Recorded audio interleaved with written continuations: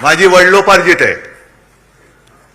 त्याच्यामुळे कोणी मायकल लाल ही देणगी माझ्यापासून हिरावून घेऊ शकत नाही. आजचा वर्धापन दिन अनेकांना वाटलं असेल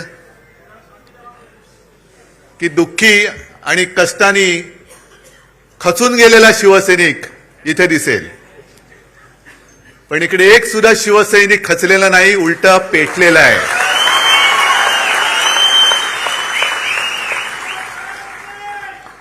आणि त्या कांबळेला कसा तुडवला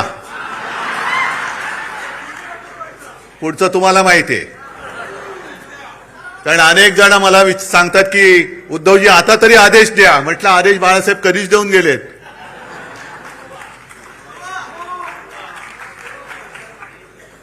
आज विशेषतः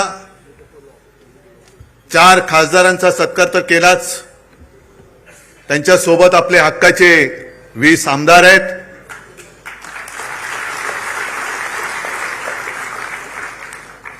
तुमच्यामध्ये बसलेले अनेक नगरसेवक आहेत आणि या चॅनलच्या माध्यमातून देशाच्या कानाकोपऱ्यात शिवसेना आणि बाळासाहेब प्रेमी हा कार्यक्रम बघतायत. तुमचा सत्कार कसा करायचा? माझा जीव ओवाळून टाकला तरी हा सत्कार पूर्ण मी करू शकत नाही. कारण संकटामागून संकट आली, येतील, पुढे येतील, पण संकटाला पुरून उरणारा शिवसैनिक माझ्यासोबत आहे तोपर्यंत मी सुद्धा करणार नाही. ही 60 वर्ष ही काही साधी नव्हती. या 60 वर्षामध्ये ज्यांनी शिवसेनेसाठी खस्ता खाल्ल्या, आज सुद्धा माझ्यासमोर अनेक जण बसलेत, तुरुंगवास भोगलेत, रक्ताचं पाणी केलंय. त्यातले काही जण आपल्यात आहेत, काही जण आपल्यात नाही आहेत. त्या सगळ्यांना मी विनम्र अभिवादन करतोय. शिवसेना प्रमुखांसोबतची ती पहिली नेत्यांची फळी, ती त्यावेळेला जी सगळी होते, मनोहर जोशी, सुधीर जोशी, वामनराव, प्रमोद नवलकर, दत्ताजी नलवडे, किती नावं घ्यायची. या सगळ्यांनी जे जे काही त्यावेळेला कष्ट घेतले, ते कष्ट आज महाराष्ट्राच्या कानाकोपऱ्यात आपल्याला दिसत आहेत. संकट अनेक आली, हे काही संकट नाहीच आहे. मगाशी चंदन शिवे जे बोलले तेच माझं मत आहे की ज्या वेळेपासून आपण आपलं यश अपयश हे निवडणुकीच्या निकालाबरोबर तुलना करायला लागलो, तिकडे आपण फसलो. शिवसेना जे उत्तर शिवसेना प्रमुखांनी माझ्या समोर, तेव्हाचे जे होम मिनिस्टर होते, मला वाटतं इंद्रजित गुप्ता, आपली सत्ता होती, आपलं सरकार होतं, आणि एक घटना अशी घडली होती की जणू काय आता हे सरकार बरखास्त करणार. आणि ते गृहमंत्री आले होते, शिवसेना प्रमुखांना त्यांनी भेटायची इच्छा व्यक्त केली. शिवसेना प्रमुख गेले, मी सोबत होतो, आणखी नेते तेव्हा सोबत होते. आणि इंद्रजित गुप्ता म्हणजे किती जणांनी त्यांचा फोटो पाहिला असेल मला माहिती नाही, पण त्यांचा चेहराच असा होता की जणू काही बुलडॉग समोर बसलाय. आणि त्यांनी सुरुवात अशी केली आणि सगळं बोलल्यानंतर बाळासाहेबांनी त्यांना सांगितले, तुम्ही काय कराल? माझं सरकार बरखास्त कराल ना? एक लक्षात घ्या, आम्ही सत्तेसाठी जन्माला आलेलो नाही, सत्ता आमच्यासाठी जन्माला आलेली आहे.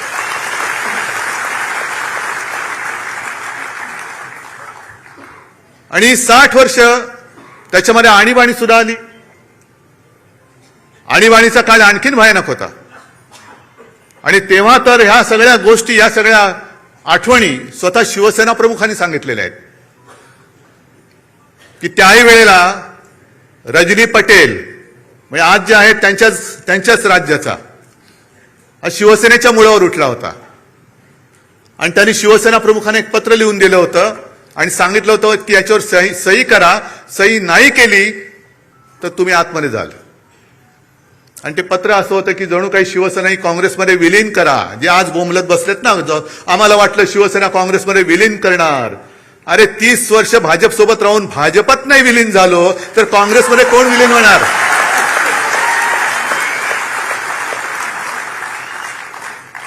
आणि शिवसेना प्रमुखांनी उत्तर दिलं होतं, मी सही करणार नाही, फेकून दिलं पत्र.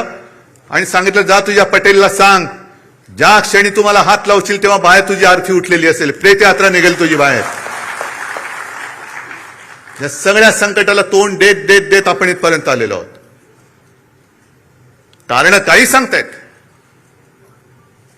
शिवसेना म्हणे काँग्रेसमध्ये विलीन होण्याची आम्हाला भीती वाटली. अरे मला भीती वाटते महाराष्ट्र भाजप आता मिंदे सेनेत विलीन होईल. कारण एक भाजपवाला मला सांगत होता की उद्धवजी काय दिवस आलेत आमच्यावर, आम्ही शिवसेनेसोबत भाजपा गावागावात पोहोचवण्यासाठी घरदार विसरून मेहनत केली, पण आता हे उपरे आमच्या डोक्यावरती बसलेत. आणि म्हणे काय सांगावं, दिल्लीतनं उद्या आदेश येईल जा मिंदेची दाढी खाजवा. मिंदेचं म्हटलं नको, एवढं पुरेसं आहे, कळलं मला पुढचं काय ते, आम्हाला खाजवावी लागते दाढी. ही अशी वेळ आली. आहे कुठे तो भाजप, आहे कुठे? आज भाजपकडे संसदेत 2/3 मेजॉरिटी अजिबात नाहीये, पण जेवढे भाजपाचे खासदार आहेत त्याच्यात 2/3 सगळे बाहेरचे आहेत, सगळे काँग्रेसमधले आहेत, इथले तिथले आहेत. म्हणजे जे मी लोकसभेच्या निवडणुकीत बोलत होतो तेच मगाशी कोणतरी एक कवी बोलले की अरे तुम्हाला राजकारणात पोरं होत नाही म्हणून आमची का पळवत आहे? तुमच्या वांजोटेपणावर तुम्ही उपचार करा ना, विचाराचं वांजोटेपण आहे तुमच्यामध्ये. आमची कशाला पोरं पळवतात? किती पळवाल पोरून? आमची काय तुमची पोरं पळवणारी टोळी म्हणून आमची पोरं पुरवणारी टोळी नाहीये. किती किती घेऊन जाल तुम्ही? आणि काय उद्धव ठाकरे कोणाला भेटत नाहीत. बरं उद्धवजी नाही तर आदित्य ठाकरे फिरले पाहिजेत.